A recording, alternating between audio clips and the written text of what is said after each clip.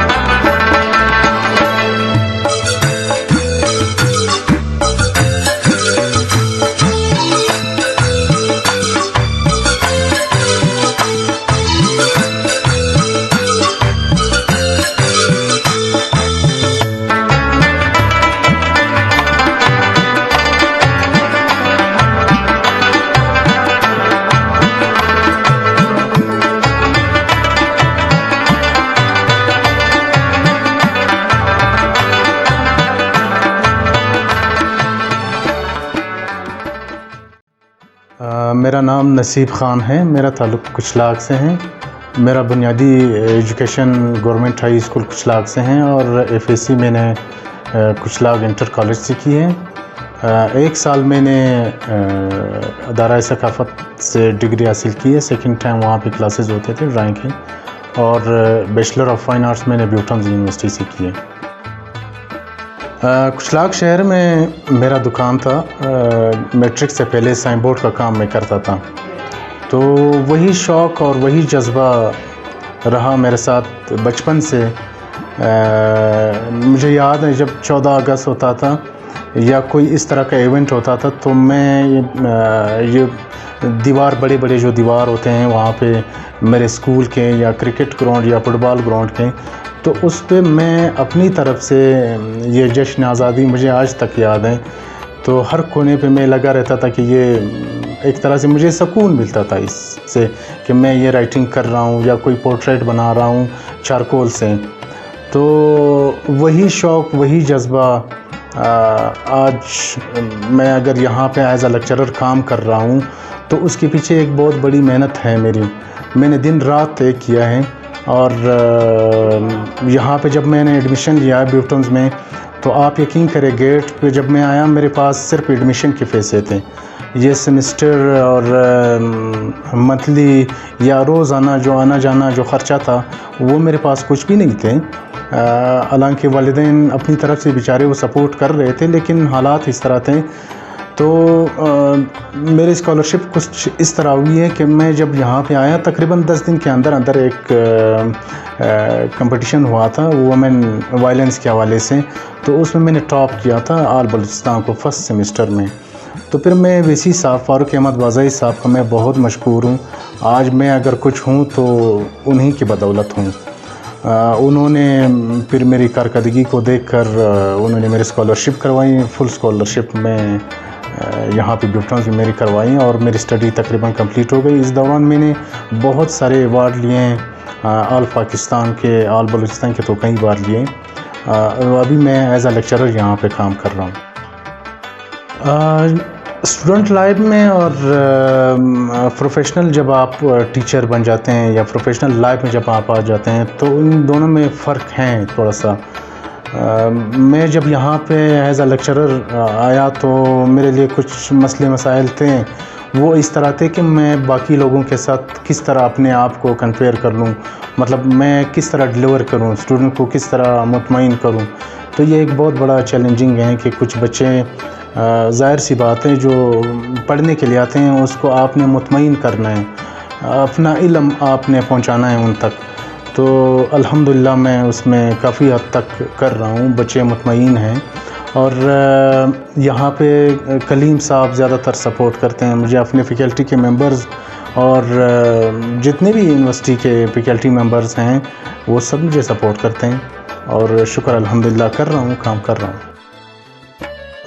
میرا تھیم تو کلچر کے اوپر ہے، بلوچستان کا جو ہیریٹیج ہے اور یہاں کے رسم و رواج، روایات اور ادبیات، وہ چاہے پشتون بیلٹ کے ہوں چاہے بلوچ بیلٹ کے ہوں ان کی خوبصورتی میں پوری دنیا کو دکھانا چاہ رہا ہوں، اور ان کے جو پازیٹیو امیجز ہیں وہ میں پوری دنیا کو دکھانا چاہ رہا ہوں۔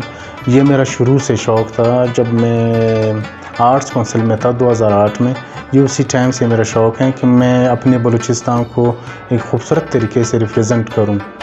اور میں نے 4 سولو ایگزیبیشن کیے ہیں، 2 میں نے ادھری بیوٹنز میں کیے ہیں، ان میں سے ایک کیلیگرافی کا تھا، ایک کلچر کے اوپر تھا، اور 2 سولو ایگزیبیشن میں نے لاہور میں کیے ہیں، جو کہ الحمدللہ بڑا زبردست رسپانس مجھے مل رہا ہے لوگوں کی طرف سے۔ بلکہ میرا کام صرف پاکستان ہی نہیں بلکہ